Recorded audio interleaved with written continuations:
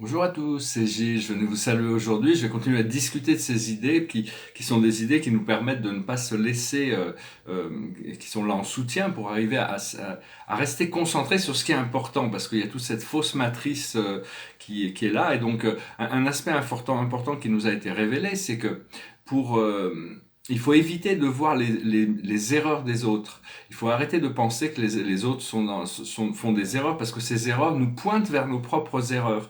Alors qu'en réalité, si on arrive à passer par-dessus, on arrive à trouver cette unification et on n'arrive à pas se laisser se laisser distraire par toutes ces choses qui nous mettent en opposition les uns les autres. Et donc il faut pas non plus se souvenir de ses propres erreurs ou des erreurs des autres qui nous retiennent dans ce monde, dans cette dualité, et arriver à avoir un monde parfait, hein. Même s'il y a des erreurs qui sont faites, c'est pas ça que l'on regarde. On regarde la perfection de l'ensemble. Parce que savoir que se sentir bien, c'est la clé. Et quand on voit des choses qui sont des erreurs en nous-mêmes ou dans les autres, on se sent pas bien. Donc il faut trouver un moyen de concentrer notre esprit sur quelque chose qui nous fait du bien. Et donc c'est très important d'arriver à trouver, même si c'est des petites choses, hein, toutes les pensées sont créatives, on a besoin de créer des choses grandioses, on peut créer, bon, comme les artistes, la peinture, de la musique, mais il n'y a pas que ça, toutes les pensées sont créatives et donc on peut créer des espaces qui sont beaux à l'intérieur de chez nous, on peut créer toutes sortes de choses. Et il y a un petit exercice, 3 forces qu'on peut utiliser. C'est juste un exercice, c'est d'utiliser d'abord on appelle l'archange Zadkiel et Lady Améthyste pour nous aider à transmuter toutes ces choses à travers la lumière violette qui peuvent rester encore à l'intérieur de nous. Après, on appelle le collectif des abeilles, qui représente c'est un cadeau de Vénus, c'est le divin féminin. Et on intègre cette lumière rose de l'amour à travers ce collectif des abeilles, qui sont c'est un collectif très spirituel. Et après ça, on appelle le logo solaire. On appelle le soleil, c'est le gardien de l'âme collective. C'est la brillance de l'âme est reflétée dans le soleil. On peut faire descendre des disques solaires connectés aux disques solaires qui sont invisibles mais qui sont tout autour de la Terre. Et d'ailleurs, les dieux égyptiens avaient tous un disque solaire qui les protégeait de toute cette matrice, de ne pas tomber dans l'illusion du monde terrestre. Donc on va apprendre à faire descendre ces disques solaires et connectés au soleil. Des êtres solaires viendront nous assister. Une autre force qui est puissante pour nous connecter avec cette dimension supérieure de l'âme sont les arbres. Les arbres et le monde naturel, ils existent encore physiquement dans la 3e dimension, mais ils sont déjà une partie de leur conscience dans cette dimension de lumière de la 5e dimension, hein, c'est des êtres intelligents. Et donc c'est une sorte de pont vers des consciences supérieures. Et parce que la perfection dans la 3e et la 4e dimension, c'est très relatif, on ne peut pas vraiment l'atteindre. La sagesse dans la 3e et la 4e dimension, on ne peut pas vraiment l'atteindre. L'harmonie parfaite, on ne peut pas vraiment l'atteindre.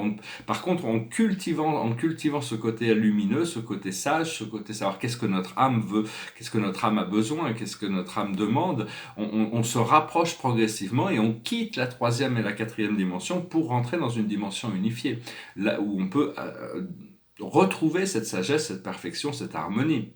Donc c'est vraiment un procédé. L'esprit me dit que dans le futur, il n'y aura plus de démons. On sera content d'en être délivré. Qu'est-ce que c'est que les démons? C'est juste des choses, des influences négatives qui nous passent par l'esprit. C'est juste ça. Hein. C'est des forces négatives et quand on croise quelqu'un dans la rue ou qu'on parle à quelqu'un de négatif, vu qu'on est sensible et qu'on est unifié, on prend un peu de leur négativité. Donc c'est important d'appeler la joie, après la lumière, appeler l'amour, cultiver ça, demander aux anges de vous libérer. À tout moment, on peut demander à l'archange Michael ou à notre ange gardien ou à n'importe quel archange de venir nous libérer de tous ces attachements négatifs, hein, qui n'ont plus vraiment de raison d'exister, parce que bon, dans ce monde actuellement, il est en pleine transition, il y a des énergies subtiles et des énergies qui sont moins subtiles, qui flottent dans le collectif, et donc personne ne doit vous dire ce que vous devez croire ou penser, pas aucun enseignant, aucun gourou, aucun leader spirituel, aucun leader de gouvernement. C'est à vous de déterminer ce que vous pensez, ce que vous croyez, choisir votre vérité, choisir ce qui résonne positivement avec vous, faire plus confiance à l'intuition. Mais pour être vraiment connecté avec notre intuition, on doit faire de la méditation, on doit rentrer dans le silence et l'immobilité. Si on est toujours dans le téléphone ou toujours dans les ordinateurs ou qu'on écoute tout le temps de la musique, on passe complètement à côté de tout ça. Hein. Il faut vraiment trouver ces moments où on peut juste lâcher prise sur toutes ces choses du monde physique, parce que l'esprit mental, c'est l'obstacle premier, c'est le premier obstacle qui nous empêche d'évoluer. Et donc, je tirais quelques cartes. Je vais adresser ce message. Je sais que c'est pour ouvrir l'esprit, pour continuer à rêver, à expandre son esprit, ses possibilités, parce que on est en train de retrouver toute notre Akash. C'est les cartes de l'Akash que je vais lire ici. Et cette Akash, on a eu des vies passées. La Terre n'est pas notre vraie demeure. C'est pas notre demeure, c'est là où on travaille. C'est le workplace, c'est là où on travaille. Et donc, mais on a eu des incarnations. Notre vraie demeure, c'est l'univers. On a eu des incarnations dans toutes sortes de dimensions, toutes sortes de planètes. Et même sur Terre, on a eu des dimensions où on a eu des incarnations où on a tenu des maîtrises de certaines choses. Et maintenant, on peut utiliser ça, cette connaissance, ramener cette connaissance qui nous permet de ne pas avoir passé sous un procédé d'éducation. On a directement l'enseignement qu'on a déjà obtenu dans une vie passée, et savoir qu'on a des parties de nous-mêmes qui existent dans toutes les dimensions, dans la 5e, la 6e, la 7e, la 8e, la 9e, la 10e, la 11e, la 12e dimension. Et toutes ces énergies, on a des corps qui existent là-bas, des consciences qui sont pas forcément éveillées dans notre conscience terrestre, mais qui progressivement, quand on l'accepte, on arrive à amener cette information. Alors on peut utiliser aussi la lumière platine, la lumière argentée de la mer, la lumière dorée du Père et la lumière platine de l'unification. C'est trois lumières aussi lesquelles on peut visualiser, on va pouvoir intégrer de plus en plus. Je dirais quelque part, la plus haute sagesse pour nous aujourd'hui par rapport à l'Akash, c'est les finances. C'est la solution. Pour moi, c'est la solution. C'est même pas le problème, c'est la solution. C'est l'abondance de finances. C'est le flot d'énergie qui permet de libérer beaucoup des tensions. Ce que l'on doit comprendre, c'est les galactiques, c'est notre nature multidimensionnelle, 5e, 6e dimension essentiellement. C'est l'intégration de notre immortalité. Savoir que tout ce qui se passe sur ce plan terrestre n'est qu'un fragment. On est juste là pour enseigner, pour intégrer, on apprend aussi, mais on ancre notre énergie, on assiste la planète et l'humanité dans son évolution. Et donc, mais notre réalité est bien supérieure, qui on est vraiment. Tout ce qui se passe dans le monde terrestre, c'est des sables changeants du temps. C'est pas aussi important que l'éducation qu'on en tire. Ce que l'on doit faire, c'est se libérer de l'emprisonnement et de l'esclavage. La porte est ouverte. Il faut vraiment arriver à lâcher prise sur tous ces systèmes de pensée qui sont encore limités, qui nous donnent des jugements sur les autres, des jugements sur les autres, sur nous-mêmes, qui nous connectent à des systèmes de pénurie, qui nous connectent, tout ça. Il faut vraiment se connecter demander aux anges et aux archanges de libérer toutes ces vieilles idées, ces vieux systèmes. Et l'aboutissant, c'est la reconnexion à la source. C'est-à-dire, on se sent un peu... on n'a jamais été abandonné, on n'a jamais été seul, on a toujours été encadré de présence d'intelligence divine. C'est juste que il faut essayer, même quand on peut ressentir ça, il faut arriver à tout de suite reconnecter, à savoir qu'on a un ange, on a des anges qui nous parlent, et donc les appeler, leur demander de nous assister. Je suis désolé pour le bruit.